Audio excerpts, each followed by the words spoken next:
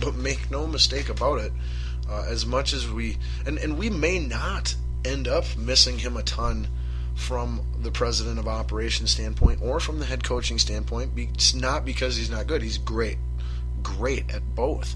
But because, like I said, the coaching replacement is so ideal in said circumstances, and the vast majority of the heavy lifting in the team rebuilding and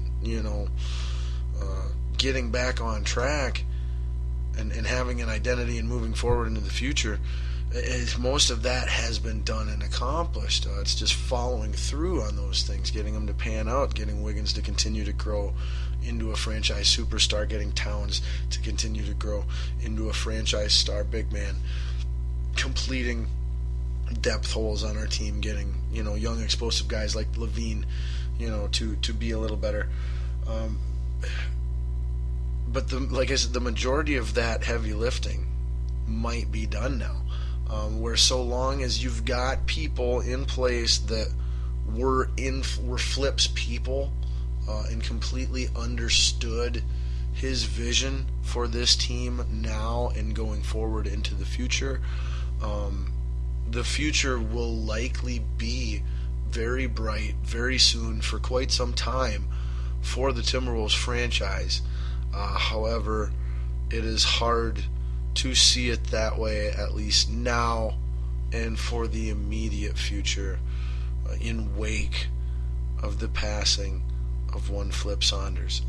But whether he is or isn't missed professionally from what he contributed to the team, he will definitely, immeasurably be missed personally.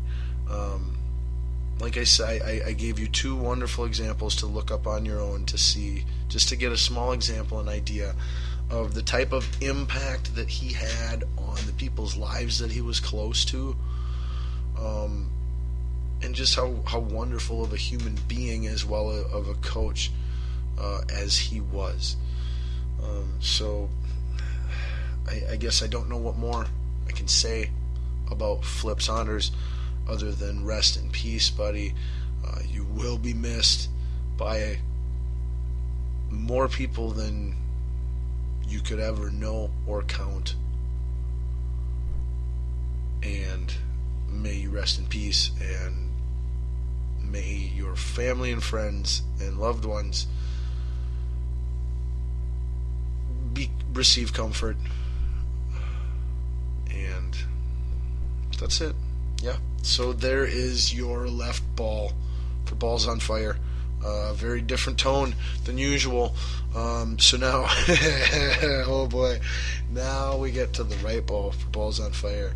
And this is regarding the other head coaching news here in the state of Minnesota that transpired today.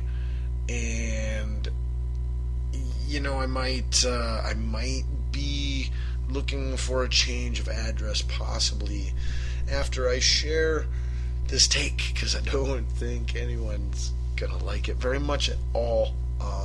But here's the explanation behind it. I'm in no way trying to be insensitive.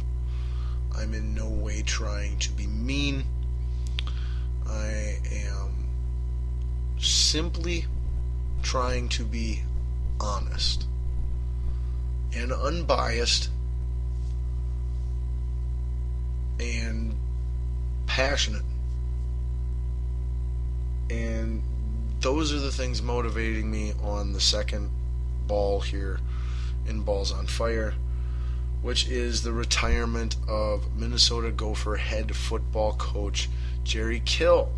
Yes, Jerry Kill, head coach of the Minnesota Gophers football team, announced his retirement effective immediately in a news conference this morning. This is coming off of the Gophers' bye week. This last Saturday, they did not play. So to announce this on Wednesday with, just today, Thursday, and Friday, until you play the beast, or the reborn beast that is the Michigan Wolverines,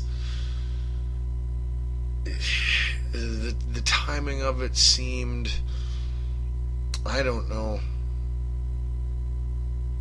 like it could have been better.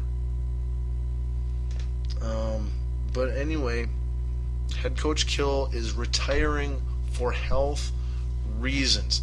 And if you know anything about Jerry Kill, this was his 5th year with the University of Minnesota. Prior to that, he had stops at several other much smaller schools, places like Western Kentucky, Eastern Kentucky, Southern Michigan, Southern Illinois, Northern Illinois, places like that.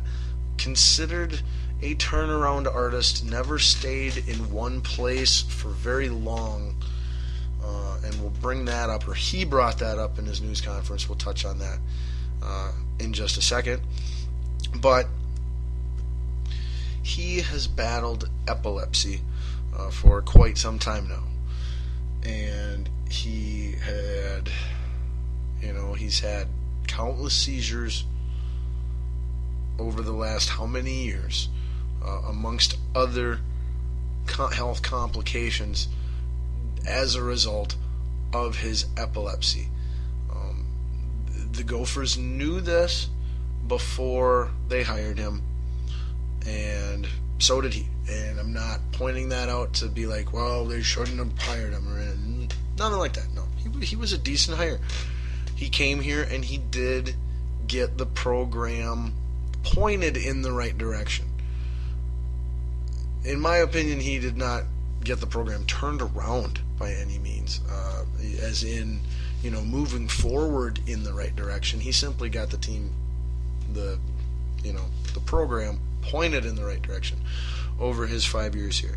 And if you've listened to the show more than once, you know that I've never thought really anything of Mr. Kill as a coach, and that all the times I've seen him in interviews and post game and things of that nature, I've never liked him at all. Never found one thing likable about the guy.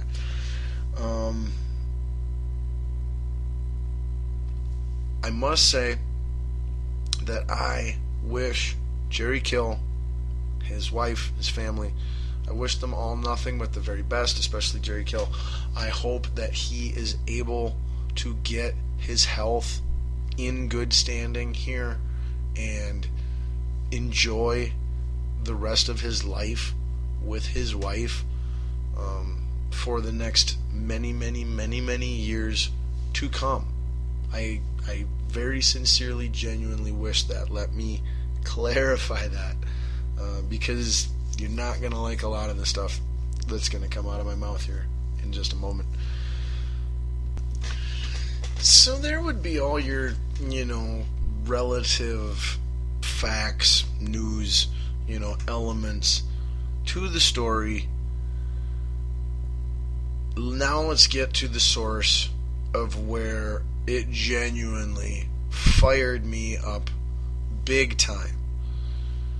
And as I mentioned, a lot of people probably are not going to like it, but it's my honest take, and that's all I'm ever trying to give you here on the show, is just an honest take, my honest take, trying to be true to myself and, give equal attention to all topics, not just the popular ones, not just my favorites. So here we go. Jerry Kill's news conference today. Listen to it on KFAN radio here in the great state of Minnesota on channel 100.3 FM. It was a very tough, painful listen. I'm sure you can watch the video on YouTube or wherever online if you just search it as well.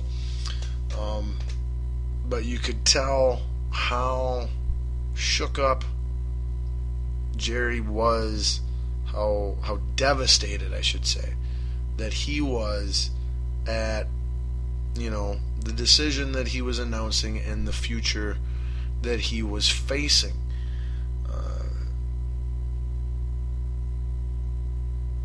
Here we go. Brace yourself. Okay. Now, so what can I still say yet that's semi not hateable before I just completely turn heel? Like, I've been pretty babyface for the most part of this episode. think I'm usually babyface for most episodes here on the show, but I'm about to make a real hard heel turn. So you've been warned. And here it comes. Okay. So for the most part, I'm not going to quote a whole lot of what Jerry Kill said, but I'm going to paraphrase the things that he said.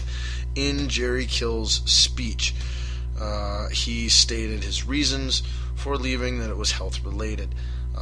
He also stated that he had extremely poor sleeping habits and extremely poor eating habits and poor medication taking habits, that he all blamed on the rigors and demands of being a head coach of a college football team. That's just tip of the iceberg. But I hope you appreciate how I'm wording things from here on out. Pay attention. But so he blames the nature of his job for all the hurdles that he has to living with his illness. Real classy, real stand up there. Let's see, what else does he do? He doesn't thank any of the schools that have employed him. He doesn't thank any of the players that have come played for him. The only players he refers to are the ones on his team this year. He claims that if he can't do it his way with the no sleep and bad eating and not taking medicine, that he will not do it at all. He is in no way, shape, or form willing to try any different way of going about his job. He won't, relinquish any responsibilities or, incorporate any kind of personal well-being schedule. But he also goes on to, basically express how, he needs to do everything in his power every week. He needs to do every single one of these things that he's doing every week that's killing him, in order for the team to win. And that's all he's, ever tried to do and cares about is winning, building a successful program. But I mean, are you listening to this? And so, but then he throws in, he repeatedly throws in how he has done this for 30 plus years. He's done this for over 30 years, and how much he loves to do this. And that was genuinely honest. Every time he expressed how much doing the job means to him and how much he loves it, that is the one bit of, respectable honesty in the whole spiel. And that's it, because he does. But I'm going to explain his, air quotations, love of football to you in greater depth here momentarily. But let me finish basically wrapping up all the different, issues that I had with his news conference. So absolutely, so he's sitting up there and he's, choking up and he's emotional and he's crying, and I get that. But the whole time he's talking about his 30 years and doing what he loves, and now I don't get to do that anymore. Now I have to stop doing that. Now that's getting taken away from me.